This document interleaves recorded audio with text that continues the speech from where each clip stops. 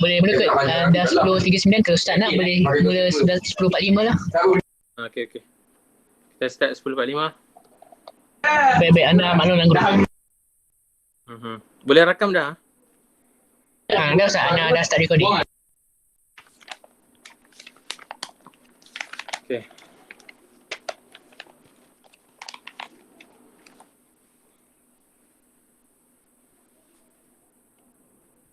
Boleh buka teks tak Iqbal? PDF Ha? PDF ke Ustaz? PDF. Baik-baik, nanti anda present. Okey.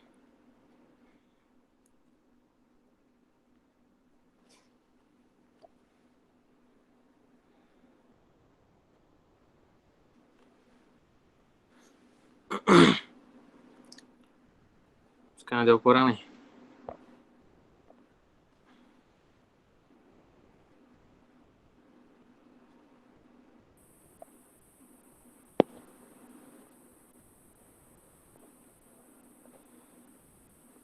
Mungkin ada yang tak balik terawih lagi. Jadi kita lagi 2 minit insyaAllah kita akan mula kelas kita. Jadi saya minta maaf sekali lagi sebab kelewatan, sepatutnya kita buat 10.30. Mungkin lepas ni kita akan buat 10.45 kot. Dan masa yang mungkin agak sesuai untuk yang baru balik pada terawih sebenarnya. Kita start pukul 10.45 lah. Dan kita pun target tak baca banyak pun. Yang mana yang mampu saja untuk kita baca. Okey. InsyaAllah kita boleh mula. Buka muka surat yang pendahuluan. Lagi. Okey dah. Lagi atas. Yang fa'lam annahu la ilaha illallah. Okey, kita apa? Ada fa'lam annahu la ilaha illallah tak kat PDF tu? Okey kat situ. Okey, baik. Okey. Baik, kita buka majlis dengan umul kitab Al-Fatihah. Bismillahirrahmanirrahim. Bismillahirrahmanirrahim. Alhamdulillahirabbil alamin. Ar-Rahmanir-Rahim. Maliki yaumiddin. Iyyaka na'budu wa iyyaka nasta'in. Ihdinas siratal mustaqim. Siratal ladzina an'amta 'alaihim ghairil maghdubi 'alaihim waladdallin. Amin. Baik, insyaAllah kita akan bacakan muka surat yang keempat ni. Kita walaupun sebelum kalau ikutkan muka surat sebelum ni dia akan bicara tentang hukum akal dulu. Sebab saya dah terangkan sebelum ni di mana kedudukan perbahasan hukum akal tu adalah di bahagian hamish, di bahagian tepi matan asal dia. Jadi kita bacakan dulu pendahuluan kita, kemudian kalau ada masa nanti kita akan masuk ke perbahasan hukum akal insya-Allah. Kita akan masuk sedikit perbahasan mukadimah dalam hukum akal. Kemudian kita akan baru masuk bab ilahiyat. Baik, sahabat-sahabat sekalian, kita akan mulakan baca untuk muka surat yang keempat ni. Kita iktibar bahawa muka surat yang pertama lah dalam matan yang asal ini muka surat yang pertama. Khala musannif rahimahullahu ta'ala wa nafa'ana bi'ulumihi wa ulumi masyayikhina fid darain. Okay, ayat yang pertama sekali yang musannif tulis ke atas tu adalah fa'lam annahu la ilaha illallah. Kalau kita tengok terjemahan dia, ketahuilah bahawa tiada Tuhan melainkan Allah Subhanahu Wa Taala. Sahabat-sahabat sekalian, ayat ini adalah perintah berbentuk perintah kepada kita untuk yang pertama ia adalah core ataupun asas yang paling kuat dalam pembelajaran tauhid, iaitu apa-apa pembelajaran tauhid ataupun pembelajaran akidah, maqasid ataupun tujuan utama dia adalah kita nak berkhidmat kepada dua kalimah syahadah, asyhadu an la ilaha illallah wa asyhadu anna Muhammadar Rasulullah. Jadi apa-apa pembelajaran tauhid sekalipun, nak baca kitab apa sekalipun, ini dah kita kata apa, tulang sulbi dia. Dia punya kita katakan sebagai core dalam sesebuah perbahasan ilmu. Jadi dalam perbahasan ilmu tauhid, inilah ayat yang kita nak bicarakan. Jadi kalaulah kita belajar ilmu akidah, kita belajar ilmu, contohnya lah sekarang kalau kita nak belajar ilmu kalam, kita belajar tentang fizik, perkaitan di antara ilmu kalam dengan ilmu fizik, tentang apa quantum fizik, berkaitan dengan sains dan sebagainya, sehingga kita lupa matlamat sebenar pembelajaran ilmu akidah tu. Jadi ilmu kalam tu juga tak bermanfaat. Sebab apa sekarang ada yang mengatakan ada kalam khadim, kalam jadid kan, bahawa pembelajaran ilmu kalam ni sehingga boleh kaitkan dengan ilmu fizik dan sebagainya, sehingga matlamat untuk kita nak sabitkan tiada Tuhan selain Allah tu terabai, maka tidak ada kepentingan untuk kita belajar ilmu tauhid. Sekiranya kita abaikan perkataan yang asas dalam tauhid umat Islam ini. Jadi musannif mengatakan fa'lam, maka ketahuilah. Ada satu disyarahkan oleh Tuan Guru Ridauddin dalam kitab Baqarah Amani. Ada masa Tuan Guru mensyarahkan kitab ini, dia katakan apa footnote dia dalam fa'lam tu adalah belajarlah sehingga ketahui. Jadi di sebalik perkataan i'lam, ketahuilah, itu ada satu qaid, ada satu perkara yang kita kena lalui dulu, iaitu belajar. Jadi belajarlah sehingga ketahui. Jadi tidak ada yang orang yang diketahui sebelum dia belajar. Mungkin ada sebahagian hamba Allah yang Allah berikan ilmu laduni, contohnya dia terus dapatkan sesuatu tanpa perantaraan usaha, tanpa perantaraan al-kasab contohnya. Tapi itu mungkin kita katakan sebagai kes yang terpencil saja yang Allah berikan kepada para wali Allah, contohnya kepada golongan-golongan yang tertentu saja dia dapat ilham contohnya tanpa dia belajar.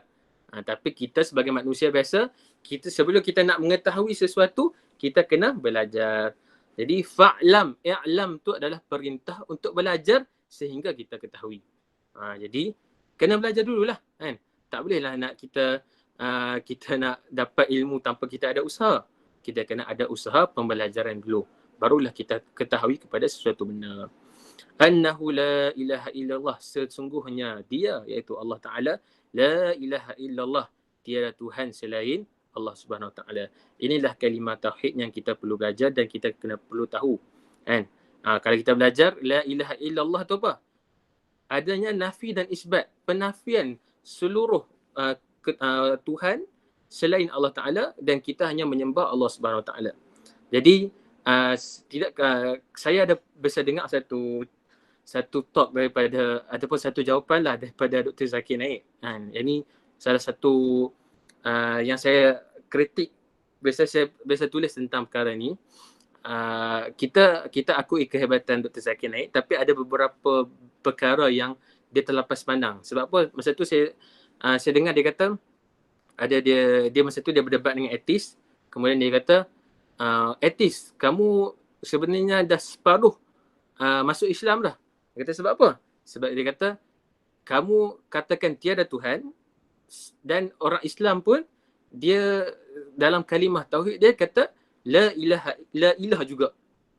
Sebab kita faham la ilah, tiada Tuhan illallah, selain Allah. Tapi Dr. Zakir Naik kata apa? Persamaan di antara etis dengan Muslim adalah part yang pertama itu, iaitu la ilaha illallah tu, la ilah itu adalah bersamaan Muslim dengan etis. Jadi kita kata tidak kan. La ilaha illallah, la ilah tu bukan bermaksud satu tanpanya ada yang selepas dia. Jadi itu yang kita penting untuk kita dalami ilmu ini dengan sesungguhnya. Kita tak boleh nak sama-samakan macam tu. Etis kata tiada Tuhan. Jadi dalam kalimah syahadah kita, la ilaha illallah, la ilah, bermaksud etis ni dah sebahagian daripada Muslim. Dah salah. Perkara itu adalah hujah yang salah. Jadi kita katakan bahawa la ilah itu adalah satu proses sebelum kita nak isbatkan bahawa Allah Ta'ala itu adalah Tuhan satu-satunya. La ilaha illallah tu adalah ayat yang penuh yang tidak boleh nak dipotong-potong. La ilah satu, illallah satu, tak boleh. Kita kena gabungkan kedua-dua ni, nafi dan isbat ni membentuk satu idea, iaitu hanya Allah Ta'ala saja satu-satunya Tuhan. Itu yang kefahaman, murad, mafhum yang sepatutnya kita fahami. Jadi sahabat-sahabat sekalian, ini yang musannif letakkan pada awal sekali perbahasan sebelum nak masuk dalam mukadimah ilmu. kitab. Faham Setakat ni faham tak? Baik. Kita bacakan seterusnya. Bismillahirrahmanirrahim. Jadi kalau mana-mana pembelajaran dalam turas, memang ulama akan bahaskan perbincangan tentang basmalah ni. Jadi kita ribah balik. Sebelum ni dalam muqaddimah, saya dah sebut sebelum ni, dalam muqaddimah ada kitab ada berapa? Yang pertama ada basmalah. Jadi kita dah baca Bismillahirrahmanirrahim. Jadi ini poin yang pertama yang selalu ada dalam muqaddimah kitab. Jadi kita tafsirkan sikit lah, kita syarahkan sikit apa yang ada dalam basmalah ni. Okay, yang pertama, bismillah tu ada perkataan ba. Okay, ba tu apa dia? Ba itu adalah dengan ba itu ada dua, ulama syarahkan. Saya baca dalam syarah Imam Dardir syarahkan dalam kitab dia Kharidah Bahiyah. Ba itu boleh bermaksud dua. Yang pertama ba al-isti'anah, yang kedua ba al-musahabah. Ba al-isti'anah ni apa? Ba yang mengatakan untuk kita nak meminta pertolongan daripada Allah Subhanahu Wa Taala. Jadi kita letakkan ba itu sebagai tabarukan, sebagai nak minta berkah daripada Allah Subhanahu Wa Taala dalam segala perbuatan, apa-apa perbuatan yang kita lakukan di dalam dunia ini. Jadi kita letakkan sebagai ba al-isti'anah. Yang kedua ba al-musahabah. Ba al-musahabah ni apa? Ba yang kita letakkan juga untuk kita musahabah ni adalah maksud apa? Kesekalian. Jadi apa-apa perbuatan yang kita lakukan, kita letakkan perkataan ba dengan basmalah ini dalam sebelum perbuatan, apa-apa perbuatan yang kita lakukan. Jadi ada dua ba. Ba al-isti'anah, kedua ba al-musahabah. Jadi ba basmalah ni yang dia ada dua. Yang pertama secara khusus, khas adalah sebab apa kita letakkan basmalah di awal kitab? Sebab syarak yang suruh. Dia salah satu perkara yang disyariatkan dalam agama. Sekiranya kita nak buat apa-apa perbuatan, kita awalkan dengan basmalah ataupun bismillah. Yang kedua secara ikhtisas, yang tadi secara khas. Yang secara ikhtisas adalah untuk tabarukan, mengambil berkat. Para ulama dahulu sebelum dia nak mengarang kitab, dia letakkan basmalah untuk yang pertama, syariat minta suruh segala perbuatan kita dimulakan dengan basmalah. Yang kedua adalah untuk tabarukan, untuk mengambil berkat. Jadi kalau kita bacakan, kenapa diletakkan basmalah kat depan ni? Jadi sebelum basmalah ni selalunya akan diawali dengan satu perbuatan yang lain. Jadi kalau ulama sebelum nak menulis kitab, dia letakkan u'allifu, aku mengarang kitab ini, hadzal kitab bismillahirrahmanirrahim. Bermaksud apa? Kalau sahabat-sahabat nak letakkan nota, sebelum basmalah tu, sebelum bismillah tu ada ayat lain. Kita katakan sebagai takdir dia adalah u'allifu, aku mengarang kitab ini, hadzal kitab, kitab ini bismillahirrahmanirrahim, dengan nama Allah yang Maha Pemurah lagi Maha Mengasihani. Jadi itu antara sir ataupun perkara yang di sebalik basmalah. Jadi itu yang pertama, ba. Yang kedua isim, al-ismu, ba bismi. Jadi isim tu apa? Al-isim tu bermaksud ma dalla ala musamma, sesuatu yang menunjukkan kepada yang dinamakan. Jadi dalam basmalah ni apa yang dinamakan? Allah. Tu yang ketiga. Yang tadi yang pertama ba, yang kedua isim, yang ketiga Allah. Apa maksud Allah? Apa maksud Allah? Allah ni salah satu nama yang ada takrif dia, ulama letakkan. Jadi apa takrif Allah? Alamun, sesuatu alam, sesuatu kita katakan kata nama. Kalau bahasa Melayu, alamun dimaksud kata nama. Kata nama khas, alamun, kata nama khas, ala zatin, sesuatu zat wajibul wujud, yang wajib wujud, yang pasti wujud dan mesti wujud. Itu takrifan dia. Satu zat, alamun, kata nama khas kepada sesuatu zat yang wajibul wujud, yang mesti wujud, yang wajib wujud, yang mesti ada. Al-Khaliqul Al-Alam, pencipta segala alam. Itu takrif kepada nama Allah. Jadi kita katakan bahawa Allah ni ada nama banyak, 99 nama. yang ada yang mengatakan lebih lagi 99 nama. Tapi nama yang paling masyhur, mana nama yang paling Allah selalu guna adalah perkataan Allah. Jadi apa maksud Allah? Alamun ala zat wajibul wujud al-khaliqu al-alam. Al-khaliqul alam. Kan? Satu kata nama khas yang wajib wujud, yang mesti wujud. Nanti kita akan bincangkan di hukum akal nanti. Apa itu wajib wujud dan sebagainya. Khaliqul alam, pencipta alam semesta. Itu takrif Allah. Kemudian yang pertama kita sebut pasal ba' tadi. Kemudian isim. Kemudian Allah. Kemudian yang keempat Ar-Rahman. Apa maksud Ar-Rahman? Ar-Rahman Ar-Rahim. Ada dua. Ar-Rahman Ar-Rahim. Sifatani musyabbihatani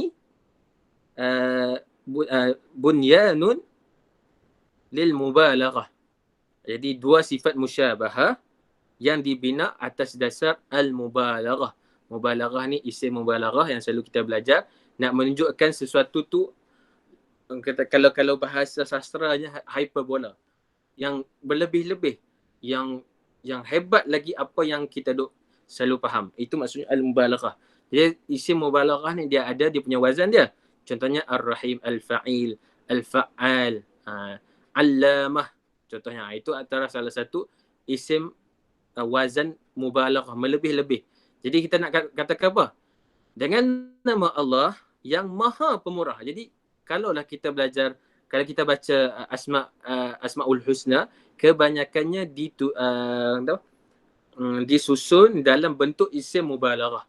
Nah, yang kita kata maha itu terjemahan bahasa Melayu untuk kepada isim mubalaghah. Kalau kita kata contoh kita kata Rahman saja contohnya, Ar-Rahim saja ke Rahmah contohnya, Rahmah itu tak mubalaghah lagi. Bila kita katakan Rahman, Rahim, Maha Pemurah, Maha Mengasihani. Jadi penting untuk kita faham apa itu di sebalik perkataan Ar-Rahman dan Ar-Rahim tu. Jadi apa beza Ar-Rahman dan Ar-Rahim? Ini kita semua tahulah. Kita selalu belajar. Ar-Rahman tu apa?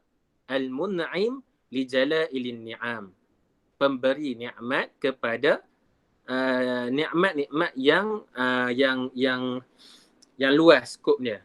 Dia ada ulama mensyarahkan bahawa sifat Ar-Rahman Allah Ta'ala ni melangkaui kepada nikmat yang Allah berikan kepada Muslim maupun Muslim ataupun kafir, munafik ke, tetap Allah bagi nikmat kepada para hamba Allah ini. Tapi beza dengan yang Ar-Rahim, Al-Mun'im lidakhaiqin ni'am. Yang tadi apa? Lijala'ilin ni'am. Yang kedua, lidakhaiqin ni'am, iaitu nikmat yang Allah berikan kepada hamba Allah yang beriman sahaja. Antaranya nikmat iman, nikmat Islam dan nikmat syurga dan sebagainya, itu Allah berikan kepada hamba Allah yang beriman sahaja. Jadi dapat basmalah tu. Walaupun ringkas saja. Sebenarnya basmalah ni ulama syarah, ada ulama tulis satu buku tentang basmalah dengan hamdalah saja. Satu buku ulama karang untuk nak ceritakan tentang fadilat ataupun apa di sebalik basmalah ni. Jadi kita bukannya baca bismillah tu dengan suka hati kan. Ada di sebaliknya banyak benda dalam basmalah ini. Okey, jelas Ada soalan tak? Ya, saya teruskan. Ya. Okey. Kita teruskan. Alhamdulillahi Rabbil Alamin. Jadi perkataan Alhamdu, ini pun kita kena jelas juga. Alhamdu ni, alif lam kat depan tu mewakili dua jenis alif lam. Yang pertama, ini kena tambih ni. Sebab perkara ni juga kita duk baca tiap hari dalam surah Al-Fatihah. Jadi kita kena tahu apakah di sebalik alif lam dalam Alhamdu ni. Jadi yang pertama alif lam al-jinsiyah. Yang kedua alif lam al-istighraqiyah. Ada dua alif lam. Yang pertama alif lam al-jinsiyah ni maksud apa? Dia walaupun dia dua jenis alif lam, makna dia lebih kurang tapi makna dia berbeza. Okey, macam mana kita nak terjemahkan alif lam al-jinsiyah ni? Maksudnya hanya Allah Ta'ala berhak dipuji. Alhamdu tu. Alhamdu, al-jinsiyah tu maksud apa? Hanya Allah sahaja yang berhak dipuji. Tu alif lam al-jinsiyah. Yang kedua alif lam al-istighraqiyah. Inilah yang kita selalu terjemahkan dalam surah Al-Fatihah tu. Atau apa? Maksud apa? Segala puji-pujian hanyalah untuk Allah. Beza tu, dua tu. Alif lam al-jinsiyah maksud apa? Hanya Allah saja yang berhak dipuji. Kalau alif lam istighraqiyah, semua segala puji-pujian yang ada kat dunia ni hanya Allah Taala saja berhak. Itu dua maksud yang berbeza. Jadi kalau kita baca terjemahan surah Al-Fatihah, kita tengok terjemahan dia macam mana. Kalau dia kata segala puji bagi Allah, itu bermaksud dia tafsirkan alif lam tu sebagai alif lam al-istighraqiyah. Alif lam sin, alif lam alif sin ta gha ghain ra alif khaf ya ta, istighraqiyah. Istighraq ni maksudnya merangkumi, meliputi. Faham? Alhamdulillahi Rabbil Alamin. Maha suci Allah. Kita kata kan, segala puji bagi Allah, Tuhan sekalian alam. Jadi kita katakan bahawa ayat ni kita nak mengatakan bahawa puji kepada Allah Ta'ala tu, ini termasuk dalam hamdalah lah. Poin yang kedua dalam mukadimah kita. Rabbil Alamin, Tuhan sekalian alam. Jadi ada yang mensyarahkan bahawa al-alamin ni adalah jamak kepada al-alam. Al-alam, al-alamin, jamak. Jadi sekiranya ada alam lain yang Allah cipta yang tidak ada dalam pengetahuan kita, itu juga diciptakan oleh Allah Subhanahu Taala. Sebab itulah para saintis, para ahli fizik, dia bincarakan tentang parallel universe. Universe ni apa? Alam yang selain yang ada, yang alam yang kita diami sekarang, ada alam yang lain. Itu yang mereka bincangkan dalam parallel universe tu. Teori itu mereka bincangkan sekiranya, dan teori ni juga dibawa kepada kemungkinan ada makhluk asing, ada alien dan sebagainya yang di luar pengetahuan kita. Jadi contohnya, selain pada alam manusia ni ada alien, contohnya dekat Marikh ke, dekat Zuhal ke. Kalau kita contohnya lah, kalau siapa tengok MCU Marvel, ada di planet Titan contohnya kan. Planet yang Thanos duduk tu. Kan? Itu bukan manusia, bukan makhluk manusia. Bukan mendiami di bumi, tapi ada kehidupan di sana. Walaupun benda tu movie saja, tapi kita faham. Contohnya Thanos ke apa dia punya kawan-kawan dia kan dekat planet lain. Jadi bila kita faham, okey, bermaksud mereka ni bukan berada pada alam dunia kita. Bermaksud siapa yang menciptakan mereka? Tetap Allah Subhanahu Taala yang ciptakan mereka. Walaupun makhluk tu yang kita tak terjangkau akal pemikiran kita. Jadi kesimpulannya apa? Disimpulkan dalam Alhamdulillahirabbil alamin dalam surah Al-Fatihah. Itu menunjukkan kekuasaan, keluasan kuasa Allah Subhanahu Wa Taala. Jelas apa itu Alhamdulillahirabbil alamin? Wassalatu wassalamu ala sayyidina Muhammadin asyrafil anbiya'i wal mursalin wa ala alihi wa sahbihi ajma'in. Ini yang poin yang ketika yang ada dalam mukadimah kita, iaitu selawat ke atas baginda Nabi SAW. Wassalatu wassalam ala sayyidina Muhammadin asyrafil anbiya'i wal mursalin. Selawat dan salam ke atas junjungan besar Nabi Muhammad SAW. Jadi kita kena tambih tahu dalam sudut penterjemahan. Sebab apa? Dalam apa-apa kitab ataupun percakapan orang Melayu kita selalu letakkan junjungan besar. Junjungan besar. Junjungan besar tu dia membawa kepada maksud Sayyidina sebenarnya. Sayyidina iaitu tuan kita ataupun Nabi kita kan. Sayyidina Muhammad asyrafil anbiya'i wal mursalin, semulia-mulia para nabi dan para rasul, wa ala alihi wa sahbihi ajma'in. Dan wa ala tu apa dia punya waw tu waw ataf kepada wassalatu wassalam. Bermaksud kita selawat dan kita berikan salam sejahtera bukan hanya kepada baginda Nabi, tetapi kepada seluruh keluarga baginda Nabi SAW, para sahabat baginda.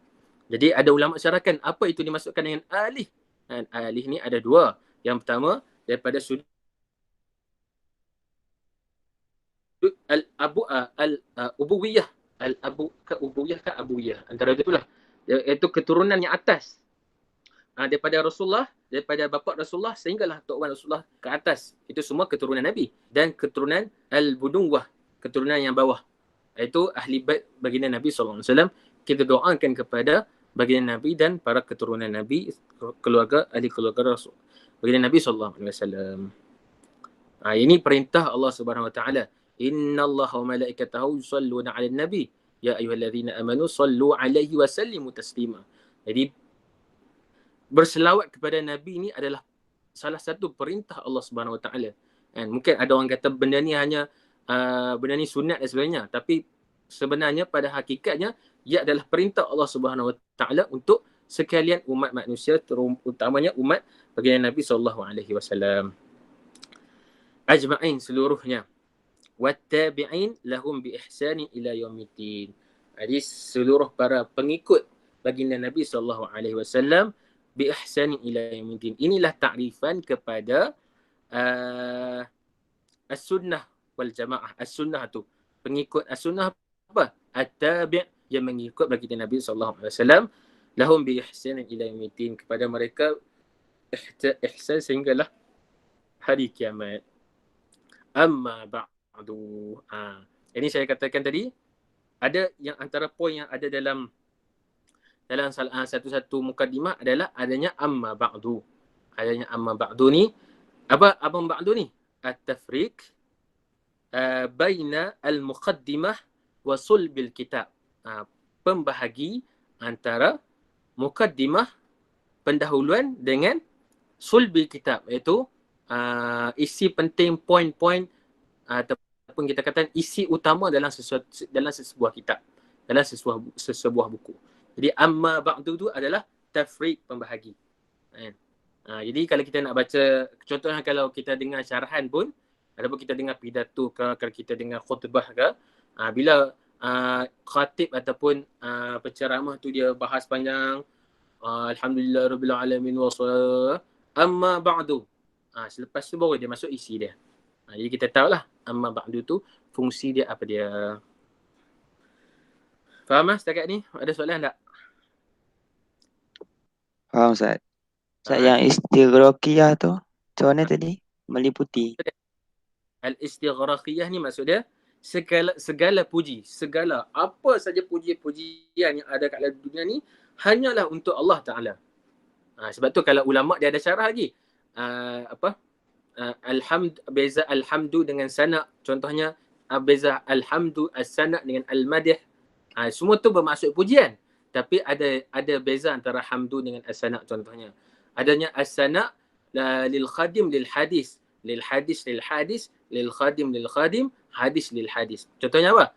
Pujian Allah al-khadim lil khadim ni apa? Pujian Allah Ta'ala kepada dirinya sendiri. Itu ada pujian yang Allah pujikan kepada diri dia sendiri. Yang kedua, al-khadim lil hadis, pujian Allah Ta'ala kepada makhluk. Contohnya Allah memuji baginda Nabi SAW. Yang ketiga, al-hadis lil khadim, pujian makhluk kepada Tuhan. Itu yang kita duk puji Allah Ta'ala lah. Dan yang keempat, al-hadis lil hadis, iaitu makhluk, pujian makhluk kepada makhluk. Jadi segala puji-pujian yang kita sebut ni hakikatnya adalah kepada Allah Subhanahu Wa Taala sahaja. Itu maksud alif lam istighraqiyah dalam perkataan alhamdu. Faham? Kalau yang tadi apa? Al-jinsiyah bermaksud hanya Allah Ta'ala yang berhak dipuji. Beza tu. Bila kita sebut al-jinsiyah tu, alif lam al-jinsiyah, beza daripada sudut terjemahan dia. Tapi kebiasaannya kita gunakan terjemahan yang kedua, iaitu alif lam al-istighraqiyah. Faham? Faham Ustaz. Terima kasih. Kita baca pula seterusnya. Segala puji bagi Allah Tuhan sekalian alam. Ini terjemahan dia. Salawat dan salam, ataupun kalau bahasa yang lebih gramatis, orang selalu terjemah, segala puji bagi Allah Tuhan sarwa alam. Ini kalau baca dalam tafsir Al-Azhar, tafsir Hamka, akan jumpa perkataan ni, sarwa. Sarwa ni maksudnya seluruh. Ini perkataan lama dalam bahasa Melayu lah. Segala puji bagi Allah Tuhan sarwa alam, salawat dan salam ke atas junjungan kami. Nampak? Junjungan kami itu adalah terjemahan kepada Sayyidina. Sayyidina ni bukan kita nak masukkan, orang Melayu jarang dia terjemah salawat dan salam ke atas Tuan kami Muhammad. Tak. Tapi kita selalunya kita terjemahkan Sayyidina tu kepada junjungan. Junjungan tu maksud apa? Kita junjung ataupun kita muliakan baginda Nabi. Itu perumpamaan ulama-ulama Melayu dan orang Melayu terjemah kepada perkataan Sayyidina. Junjungan kami Muhammad semulia-mulia segala nabi dan rasul dan ke atas ahli keluarga, seluruh sahabatnya dan tabi'in bagi mereka kebaikan sehingga hari kiamat dan seterusnya. Itu lahum bi ihsanin ila yaumiddin. Okey. Okey, kemudian terus. Ke-11 lah. Ketahuilah bahawa wajib ke atas setiap yang akhil. Ketahuilah. Inilah perkataan i'lam tu. Ketahuilah. Jadi kita katakan apa? Syarat kepada i'lam sebelum ketahui adalah belajar. Belajar sehingga ketahuilah kamu bahawa wajib ke atas setiap orang yang akhil. Orang yang akhil tu apa? Orang yang berakal. Itu sebab orang Melayu ni dah biasa dengan perkataan akil balik kan. Jadi akil kata, budak ni dah akil balik dah. Akil balik tu dua perkataan kat situ. Akhil dan baligh. Akhil tu berakal, baligh tu yang dah sampai umur dia jadi taklif kan, jadi mukallaf. Wajib ke atas setiap yang akhil, setiap yang berakal waras itu dan baligh mengetahui sifat-sifat yang wajib bagi Allah Subhanahu wa ta'ala. Jadi setiap orang yang berakal waras, orang yang berakal waras dan orang yang baligh wajib bagi dia untuk mengetahui sifat-sifat yang wajib bagi Allah.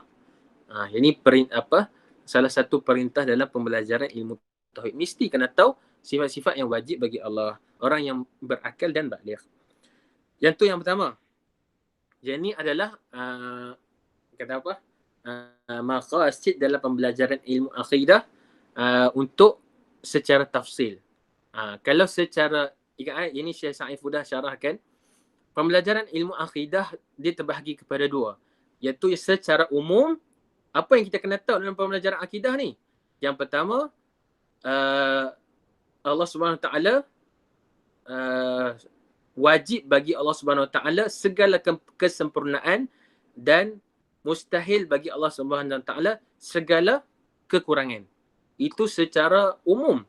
Kita nak belajar tauhid, kalau kita tak dapat benda ni, maksudnya kita tak belajarlah. Pembelajaran tauhid kita tak berkesan lah.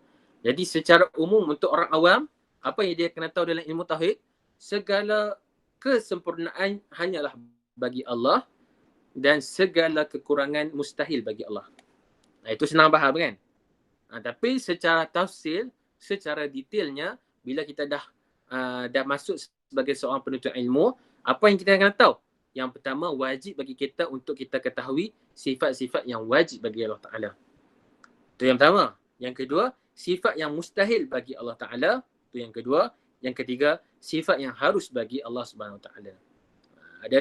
Ada tiga poin yang utama yang kita belajar. InsyaAllah kita akan masukkan dalam bab ilahiyat nanti. Sifat yang wajib bagi Allah, sifat yang mustahil bagi Allah, sifat yang harus bagi Allah. Ustaz, kenapa banyak sangat ni nak kena belajar? Tauhid ni susah lah. Beza. Ustaz, bertauhid ni bukan senang ke Ustaz? Kenapa nak susah-susah belajar pasal sifat Allah ke, sifat wajib ke, sifat mustahil ke, sifat harus? Itu kita katakan tentang ilmu tauhid. Ilmu, bila kita cerita beza ilmu tauhid dengan bertauhid. Bila kita sebut tentang bertauhid, tauhid itu mudahlah. Sekiranya kamu dah waras akal kamu untuk kamu tauhid ke Allah Ta'ala dan menjauhi syirik, settle untuk kamu dan tak ada syubhat, habis, settle masalah. Tapi sekiranya ada syubhat yang datang dalam pemikiran kamu, wajib untuk kamu belajar walaupun pembelajaran ilmu tauhid itu susah. Ilmu mana yang tak susah? Cuba bagi tahu. Ilmu mana yang senang? Semua ilmu susah. Kita nak belajar ilmu fiqh pun susah. Kita nak belajar ilmu admat pun susah. Nak belajar ilmu engineering pun susah. Nak belajar ilmu marketing ke bisnes, semua susah. Betul tak? Semua ilmu susah. Tak ada ilmu yang mudah. Termasuklah ilmu tauhid. Itu sebablah ulama letakkan marhalah-marhalah dalam pembelajaran ilmu tauhid. Ada kitab yang untuk mubtadi, ada kitab untuk untuk mutawassit, ada kitab untuk muntahi, ada yang untuk pemula, apa kita nak baca kitab dia, untuk lepas level level beginner kita nak belajar kitab apa, level amatur kita nak belajar kitab apa, level professional kita nak belajar kitab apa. Itulah fungsi ulama letakkan kitab-kitab. Sekiranya pembelajaran akidah atau tauhid ni semudah yang dijangka, maksudnya tak perlulah kita nak belajar kitab, kan? Itu beza bertauhid dengan belajar tauhid. Jadi kita nak belajar ni sebab apa? Sebab kita nak mengenal Allah Subhanahu Wa Taala. Sekiranya kita dah mengenal Allah Subhanahu Wa Taala, barulah kita kuat pegangan agama kita, pegangan tauhid kita, tak mudah goyah iman kita. Itulah fungsi untuk kita belajar ilmu tauhid. Okay, ada 3. Sifat yang wajib bagi Allah, sifat yang mustahil bagi Allah dan sifat yang harus bagi Allah. Itu yang pertama dalam pembelajaran ilahiyat. Yang kedua adalah begitu juga wajib ke atasnya mengetahui sifat-sifat yang wajib bagi Rasul. Ini dah masuk bab an-nubuwat. Kan saya contoh pada awal-awal dahulu. Ada 3 serangkai tauhid kita ni. Tauhid uluhiyat, tauhid an-nubuwat dengan tauhid as-sam'iyat. 3. Jadi wajib yang kita kena tahu apa? Bab ilahiyat. Sifat yang wajib bagi Allah, sifat yang mustahil bagi Allah, sifat yang harus bagi Allah. Mungkin tak nampak lagi sekarang, tapi bila nanti kita masuk bab bahasan sifat nanti, insya-Allah kita akan faham. Kemudian kita belajar tentang sifat-sifat bagi Rasulullah. Sebab itulah yang saya cakap tadi, maqasid dalam pembelajaran ilmu tauhid adalah untuk berkhidmat kepada kalimah syahadatain. Asyhadu an la ilaha illallah wa asyhadu anna Muhammadar Rasulullah. Jadi tak sempurna iman kita sekiranya kita bicara hanya bab tauhid saja, tanpa kita menyentuh bab kerasulan dan kenabian bagi Nabi SAW. Kita bicarakan juga sifat-sifat yang mustahil bagi Rasul dan sifat-sifat yang harus bagi mereka. Jadi ini juga yang dinamakan sebagai pembelajaran dalam topik an-nubuwat. Faham? Baik, selesai kita punya pembacaan dalam mukadimah kitab. Ada soalan tak? Sekarang dah 11 suku. Setakat ni ada soalan tak?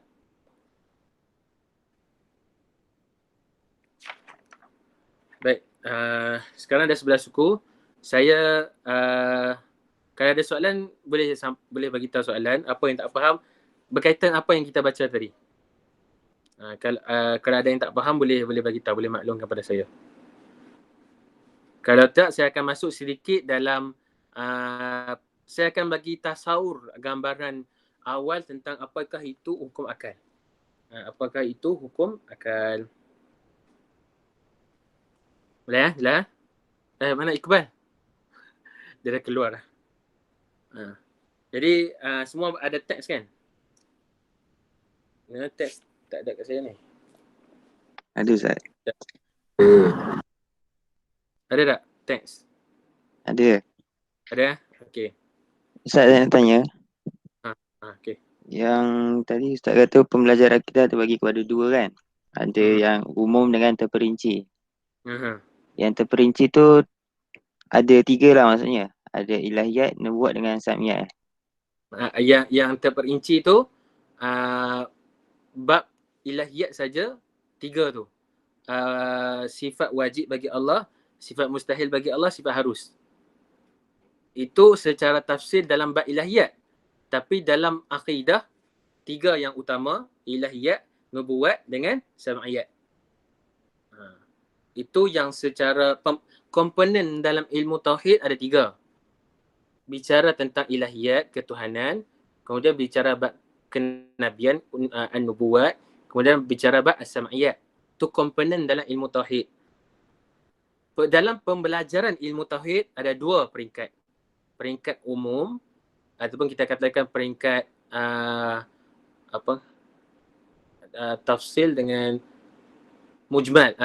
Secara mujmalnya, kalau dalam kitab secara mujmalnya, secara umumnya adalah terbagi pada 2, iaitu mempercayai segala kesempurnaan untuk Allah dan menafikan segala kekurangan bagi Allah. Itu untuk umum. Yang kedua, peringkat yang tafsil secara perinci untuk pelajar-pelajar ilmu penuntut ilmu belajar adalah 3. Sifat wajib bagi Allah, sifat mustahil bagi Allah, sifat harus bagi Allah. Dah? Oh, maksudnya pembahagian tu maksudnya untuk bawa ilahiyat barulah. Apa dah? Pembahagian yang tadi tu ada umum dengan terperinci tu bawa ilahiyat baru. Ya. Okay. Baik, terima kasih Ustaz. Okey.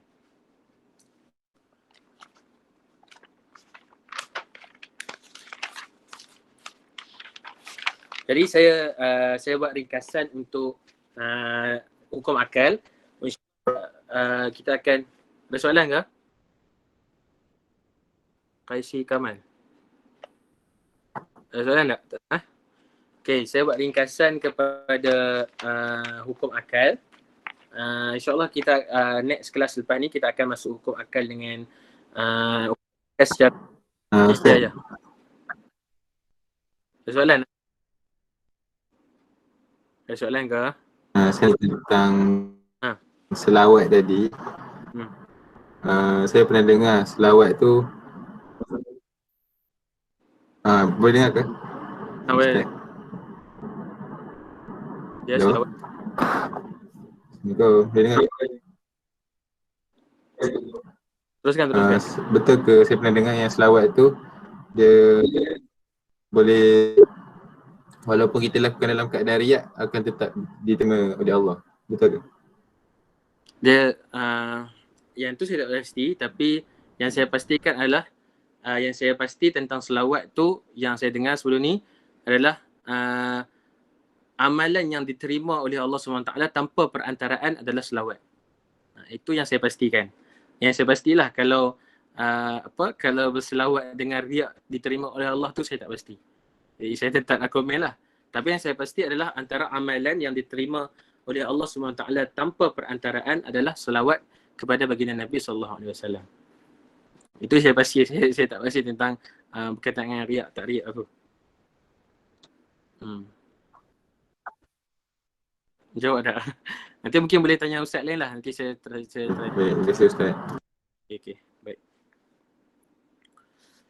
Baik, kita ambil masa 5 minit saja untuk kita bagi tasawur ataupun gambaran ringkas tentang hukum akal. Okay, baik. Apa kepentingan untuk kita belajar ilmu akal? Tanpa perantaraan tu macam mana Ustaz? Bermaksud sekiranya contohnya amalan-amalan lain dalam contohnya kita maksudnya macam mana? Contohnya kita buat satu amalan baik, contohnya birrul walidain, contohnya berbuat baik kepada mak ayah contohnya. Kadang-kadang amalan kita tu tersekat sampai kepada Allah Ta'ala dengan dosa-dosa kita contohnya. Jadi amalan itu kadang-kadang contohnya kita buat baik pada seseorang tu, kadang-kadang amalan itu diangkat, diterima sekiranya ada redha daripada orang tu juga, kan? Dan redha daripada Allah Ta'ala, kemudian Allah angkat. Tapi kalau selawat ni perantaraan amalan selawat ni terus sampai kepada Allah Ta'ala. Sebab apa? Dalilnya adalah macam saya bacakan tadi. Apa dalilnya? Ya ayyuhalladzina amanu sallu alaihi wa sallimu taslima. Innallaha wa malaikatahu yusalluna 'alan nabi ya ayyuhalladzina amanu sallu alaihi wa sallimu taslima. Itu dalilnya. Selawat kepada baginda Nabi SAW adalah antara semulia-mulia amalan yang kita boleh amalkan, umat Islam boleh amalkan. Jadi tidak ada perantaraan. Ini saya dengar pada guru saya. Kalau mungkin sahabat-sahabat tak meyakini apa yang saya cakap ni, mungkin boleh cek balik. Jangan terima bulat-bulat apa yang saya cakap. Jadi mungkin boleh cari sumber yang lain tentang fadilat bersalawat kepada baginda Nabi SAW. Ustaz, apa beza pembahagian tauhid uluhiyat, samiyat dan nubuat? Tidak ada beza. Ini yang saya katakan komponen. Tidak ada perbezaan. Komponen ni maksud apa? Sebelum, misalnya step-step dia. Contoh bagi contoh apa? Contoh macam ni. Kalau kita belajar bahasa Melayu contohnya. Dalam pembelajaran bahasa Melayu, kita akan belajar bab kosakata. Perbendaharaan kata. Itu komponen pertama kita kena belajar. Lepas tu kita belajar bab tata bahasa. Kita belajar tentang nahu contohnya. Itu komponen kedua. Kemudian kita belajar tentang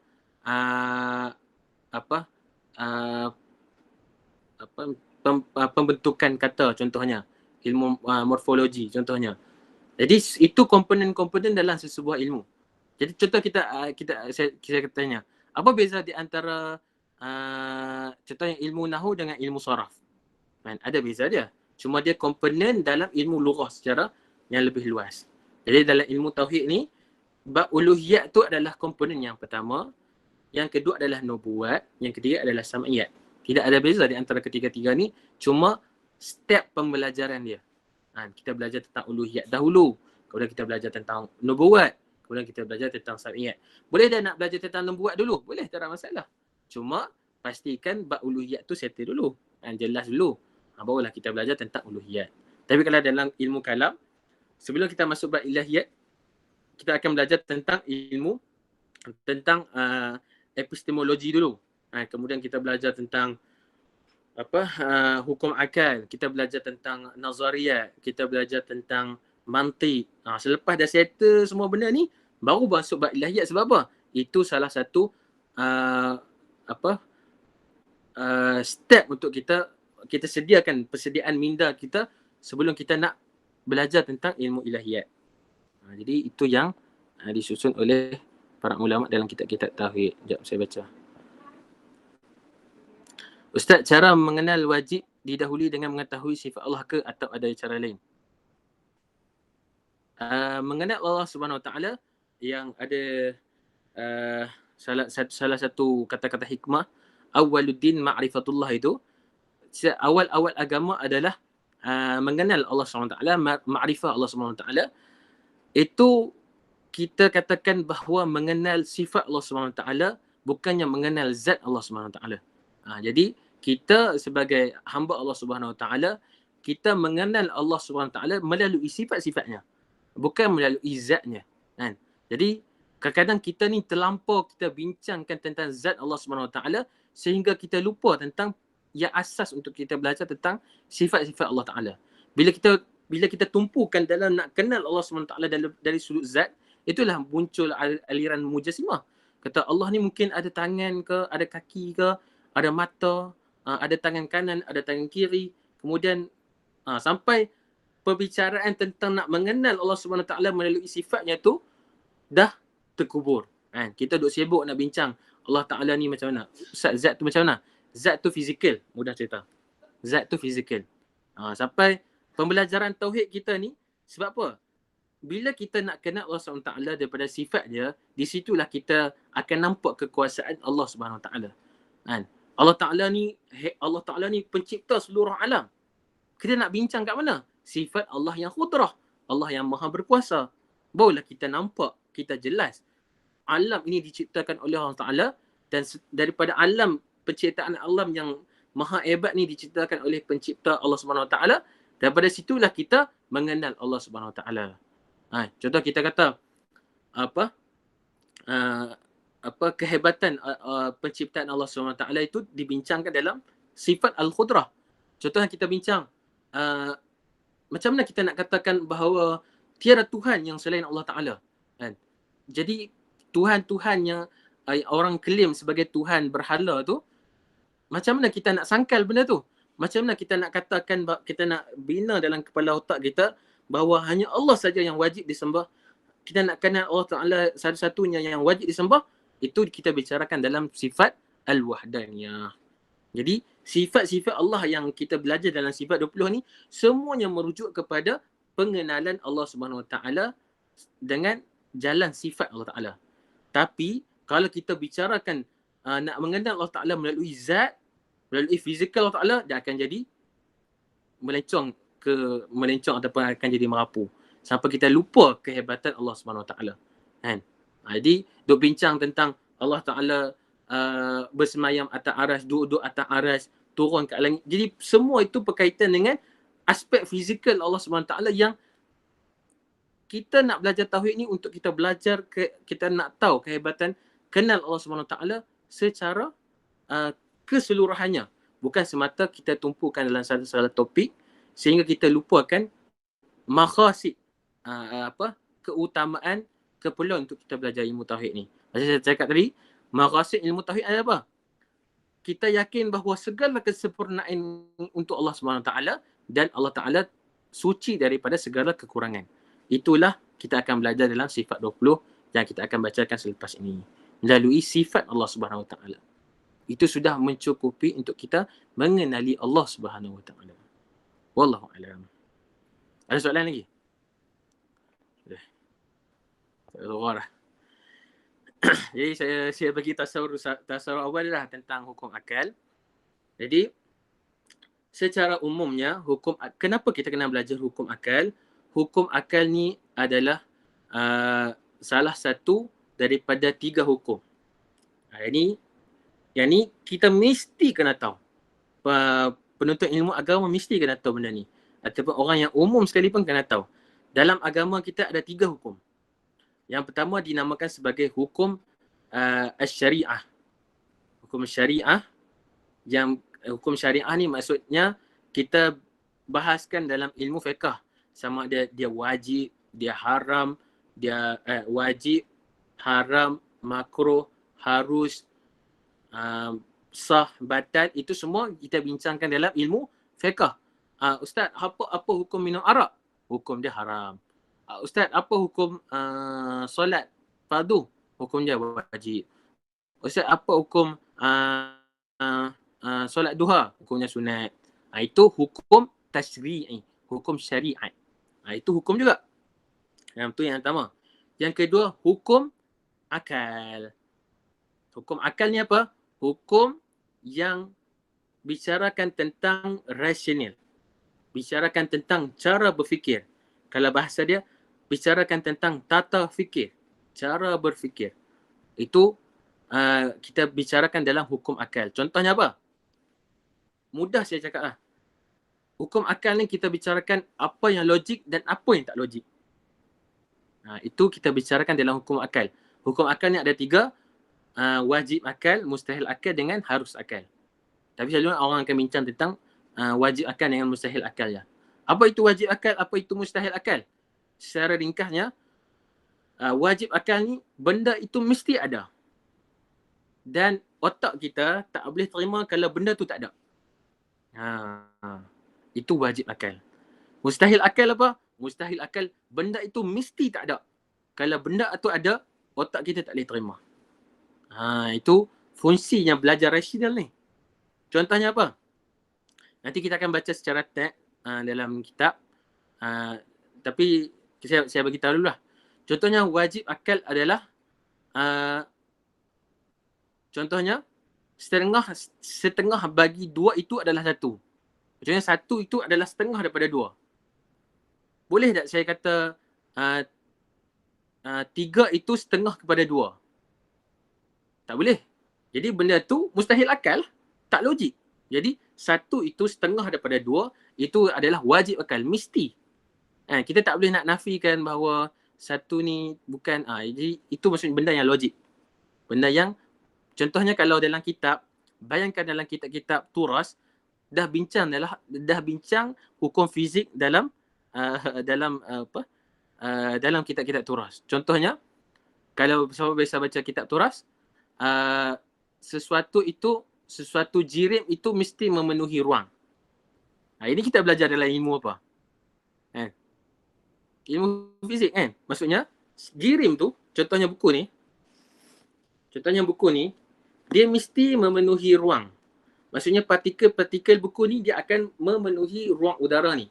Secara hakikatnya, ini kita belajar dalam ilmu kalam tau. Saya belajar dalam syarah Aqaid Nasafiyah. Syekh Hamzah Al-Bakri, dia tunjukkan secara teorinya bagaimana teori jirib ini berlaku. Contohnya, di depan kita ni, kita punya sangkaan kita bahawa dia kosong. Tapi hakikatnya, di depan kita ni ada susunan partikel yang kita tak nampak. Tapi contohnya, ni kita nampak kosong. Tapi bila saya letakkan tangan sini, maksudnya tangan saya ni, jirim ni memenuhi apa yang ruang yang ada di sekeliling ni. Walaupun kita kata kosong, hakikatnya ada banyak jirim yang kat depan kita ni. Jadi, nak kata kehebatan ulama dulu nak tulis kitab. Mustahil ulama bagi kaedah ni selain mereka menguasai betul kan? Selain kalau mereka tak menguasai kaedah-kaedah dalam hukum sains dan fizik ni, mustahil untuk mereka letakkan dalam kitab. Jadi ini salah satu kehebatan para ulama itulah. Iaitu mustahil akal. Antara mustahil akal yang kita bincangkan dalam ilahiyat apa? Wajib akal dalam ilahiyat apa? Wajib akal dalam bab ilahiyat adalah Allah itu wujud. Jadi otak kita tak boleh terima kalau Allah ni tak wujud. Itu wajib akal. Sebab itu, etis benda pertama yang dia feel adalah hukum akal dia sendiri. Bagaimana dia nak menolak akal seorang manusia walaupun dia bukan Muslim, akal dia secara waras, sekiranya akal dia waras, akal dia tak boleh terima kata Tuhan ni tak ada. Susah. Bermaksud contohnya kalau etis yang Melayu ni lah kan. Etis Melayu ni sebenarnya dia pun susah nak jadi etis sebenarnya. Sebab apa? Sebab saya tekankan benda ni dekat orang-orang yang nak lawan dengan etis ni lah. Terutama geng-geng Melayu ni. Sebenarnya susah nak jadi etis sebenarnya. Sebab apa? Dia kena berlawan dengan akal dia sendiri bahawa dia nak menolak kata Tuhan tu tak ada. Susah sebenarnya. Nak jadi etis ni susah. Bukan teman-teman alah bosan lah, malas lah sembahyang. Aku jadi etis lah. Tak semudah tu nak jadi etis. Dan tak semudah tu untuk kita hukum seseorang itu etis. Sebab apa? Bila dia nak menafikan ketiadaan Tuhan itu satu benda yang rumit. Sebab dia kena bergaduh dengan akal dia. Sebab apa? Wajib akal bagi seorang manusia adalah tidak logik bahawa Tuhan itu tak ada. Itu hukum yang pertama. Etis, kalau nak berlawan dengan etis, kita bicara tentang hukum akal pun daripada feel dah. Jadi itu wajib akal. Yang kedua adalah mustahil akal. Akal kita tak boleh terima kalau benda itu ada. Contohnya apa? Contohnya kalau dalam ilmu tauhid ni syarikul bari lah, sekutu bagi Allah Ta'ala. Jadi ataupun Allah Ta'ala ni ada isteri. Otak kita boleh terima tak? Tak boleh. Jadi itu dimasukkan dalam hukum mustahil akal. Kemudian harus akal, benda itu kita boleh terima ataupun tak boleh terima. Okay, saya cakapkan tadi ada 3 hukum. Hukum syariah. Yang kedua hukum akal. Yang ketiga dinamakan sebagai hukum adat. Hukum adat ni apa Ustaz? Hukum adat ni adalah sesuatu peristiwa yang kita faham dan kita sabitkan apabila peristiwa itu berlaku secara berulang-ulang. Itulah hukum akal. Ataupun bahasa mudahnya adalah sunnatullah. Ataupun bahasa mudahnya lagi hukum fizik. Hukum fizik yang ni ada saya sampaikan terjemahan ni dekat sahabat-sahabat saya, tapi ada yang tak setuju lah. Tapi saya lebih sesuai hukum sains ataupun hukum fizik. Sebab apa? Bila kita belajar sains, katakanlah mungkin ada orang yang belajar sains kat sini, saya pun ambil sains dulu. Bila kita sains ni dibuktikan dengan empirical, dengan empirik kan. Empirik ni apa? Kajian. Jadi sesuatu pembuktian tu mesti melalui kajian, dan kajian itu mesti dilakukan berulang kali, betul tak? Baru kita dapat dia punya result dia. Kan? Itu yang kita kata apa? Pemboleh ubah malar, pemboleh ubah manipulasi, pemboleh ubah gerak balas. Dulu kita belajar sains ni. Jadi hukum sains tu dibuktikan dengan pengulangan. Jadi itulah hukum adat. Contohnya hukum adat ni apa? Api itu membakar. Ini dalam kitab tauhid. Api itu membakar. Sifat api itu adalah membakar. Itu hukum adat bagi api. Tapi wajib tak api itu membakar? Maksudnya lazim tak api itu membakar? Tak lazim. Maksudnya api itu membakar. Contohnya kita ambil kertas, kita ambil mancis, kita ambil lighter, kita cucuh. Jadi bila api itu membakar kertas, itu hanyalah hukum adat. Sebab apa? Daripada kita kecil sampai kita besar, umur 26 tahun, setiap kali kita ambil kertas, kita bakar, terbakar. Setiap kali kita ambil lighter, kita ambil kertas, terbakar. Jadi otak kita akan set bahawa api itu membakar. Tapi hakikatnya tidak ada kelaziman di antara api dan membakar. Sebab apa? Sebab ada dalilnya. Sebab pernah terjadi api tidak membakar baginda Nabi Ibrahim alaihi salam. Jadi bila jadi macam tu, kita katakan bahawa api tidak semestinya membakar. Api membakar itu sebab apa? Kita daripada kecil kita dok faham bahawa api itu membakar sebab apa? Setiap kali kita nampak api itu mesti membakar. Tapi lazim tak bahawa api itu membakar? Tidak lazim. Itu contoh hukum adat. Satu peristiwa yang berlaku secara berulang dan kita set bahawa benda itu lazim. Contohnya ada sebelum ni ada yang Zulkifli ada pernah cerita tentang hukum adat jugalah. Ada seorang tuan ni dia buat satu eksperimen. Dia ada seekor anjing. Jadi dia kocak dia punya fresh crease lah. Fresh crease tu dia kocak. Jadi setiap kali dia kocak, anjing tumai. Setiap kali dia kocak, anjing tumai. Setiap kali dia goncang-goncang fresh crease tu, anjing tumai. Dan sebenarnya benda tu hukum adat ke hukum wajib, hukum akal ke hukum adat. Jadi di peringkat anjing tu dia faham bahawa setiap kali tuan dia kocakkan kotak fresh crease tu waktu makan. Jadi dia dah siap dah. Maksud sebab apa? Sebab setiap hari tuan dia macam tu. Setiap hari dia kocak, anjing tu main nak makan. Tapi satu hari tuan dia tak kocak, tuan dia tak kocak pun. Jadi bila tuan dia kocak, bukan. Tuan dia kocak tapi tak bagi dia makan. Kira anjing tu main, lidah terjelan lah. Nak makan dah. Sebab apa? Dia faham setiap kali kocakan kotak itu masuk waktu makan. Tapi satu hari tu tuan dia kocak, anjing dia main, dia tak bagi makan. Dia anjing yang memberontak lah, itu saya tak tahu kan. Tapi dia faham apa? Itulah fahamnya, mudahnya faham hukum akal, hukum adat. Suatu perkara yang berulang-ulang berlaku sehingga kita faham benda itu lazim. Hakikatnya tak lazim pun. Kocak kotak fresh crease dengan beri makan tu lazim tak? Tak lazim pun. Itulah kita faham tentang hukum adat. Jadi saya rasa setakat itu je kot. Macam sejam lah ni. Baik, saya rasa setakat itu untuk kita pada malam ni. Ada soalan tak sebelum saya tutup? InsyaAllah kita akan masuk bab ilahiyat. Kita akan baca sedikit untuk next kelas. Nanti kita akan baca sedikit bab hukum akal, baca teks dia. Mungkin sahabat-sahabat dah dapat gambaran sedikit apa itu hukum akal beserta contoh-contoh dia. Kemudian kita akan bacakan bab ilahiyat insya-Allah. Bab ilahiyat ni kita akan bicarakan tentang sifat-sifat Allah tu. Insya-Allah. Ada soalan lagi tak? Tak ada Ada soalan? Kalau macam tak terfikir lagi nak tanya apa, kita terfikir nanti tulis soalan dalam grup, insya-Allah saya akan cuba jawab insya-Allah. Okey, faham? Boleh. Jadi alhamdulillah selesai pertemuan kita yang ketiga. InsyaAllah kita akan pertemuan keempat, kelima, keenam, ketujuh. Saya ada tengok hari tu jadual. Mungkin insyaAllah kita akan khatam sebelum raya. Kalau kita istiqamah malam ni, hari Khamis ni. InsyaAllah minggu depan kita buat 10.45 lah. 10.45 sejam. Kemudian kita tutup majlis insyaAllah. Itu sekadar itu pada saya. Doakan saya juga, doakan kita sama-sama beramal ibadah dalam bulan puasa ni. Semoga kita dapat rahmat daripada Allah Subhanahu Wa Taala. Di sekian, Assalamualaikum warahmatullahi taala wabarakatuh.